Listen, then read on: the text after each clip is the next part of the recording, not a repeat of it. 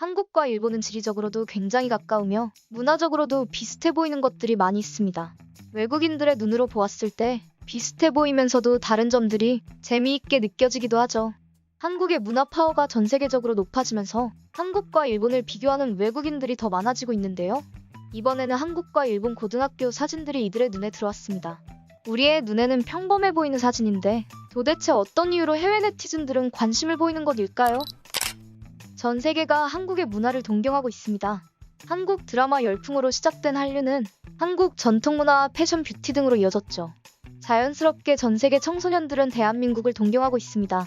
텔레비전과 유튜브에 나오는 한국인들을 닮고 싶어 하는 것인데요. 한국 식품들을 사다 놓고 파티를 벌이는가 하면 한국인들과 똑같은 옷, 똑같은 헤어스타일을 추구하기도 하죠. 외국 청소년들은 한국 고등학생들한테도 엄청난 관심을 보입니다. 자신의 동경하는 국가 출신의 같은 나이대다 보니 당연히 스타일을 따라하고 싶어 하는데요. 아무래도 유행이 민감한 10대에 들인 만큼 현재 세계 문화를 선도하는 한국 학생들처럼 되고 싶은 것은 어쩔 수 없나 봅니다. 그리고 그러한 전 세계 10대들의 생각은 온라인에서도 이루어졌는데요. 얼마 전 레딧에서는 한국과 일본 여고생들의 헤어스타일 차이 라는 제목과 함께 몇 장의 사진이 업로드됐습니다. 한국 학생들은 이마를 시원스럽게 드러낸 반면 일본 학생들은 하나같이 앞머리를 내리고 있는 모습이었는데요. 해외 네티즌들은 이러한 사진들에 큰 관심을 보여줬습니다. 비슷하면서도 묘하게 다르네. 한국은 세련되고 일본은 옛날 스타일. 한국이 왜 세계의 유행을 선도하고 있는 것인지 알겠네. 한국은 개개인들이 개성이 넘쳐. 반면 일본은 다 똑같이 확실히 한국 스타일이 마음에 드네. 이처럼 한국 스타일이 확실히 세련됐다는 평이 많은데요. 해외 네티즌들 대부분은 왜 한국인들이 세계 유행을 선도하는지 알겠다는 분위기였죠. 사실 한국이 이러한 평을 받는 건 최근 일이 아닙니다. 그도 그럴 것이 한국인은 과거부터 세련됐다는 평가를 항상 받아왔기 때문인데요. 한국 패션이 서양에 알려지기 시작한 것은 조선의 개화기 당시 조선 땅을 밟은 서양의 사업자, 신학자, 기자, 여행가들은 모두 하나같이 서구월주의를 갖고 있었습니다. 대다수가 야만 조선을 문명화시켜야겠다는 생각을 갖고 조선 땅을 밟았습니다. 하지만 막상 조선을 방문한 대다수의 서양인들은 조선이 갖고 있는 아름다움에 놀랄 수밖에 없었는데요. 프랑스의 민속학자인 샤를 바라가 쓴 세계여행에는 이러한 서양인들의 놀라움이 잘 표현되어 있었죠. 해당 저서에서 샤를 바라는 유럽에 있을 당시 조선은 아시아 국가라는 이유 하나만으로 미개할 것이라고 생각했다. 하지만 막상 조선에 들어서자 그러한 마음은 싹 사라졌다.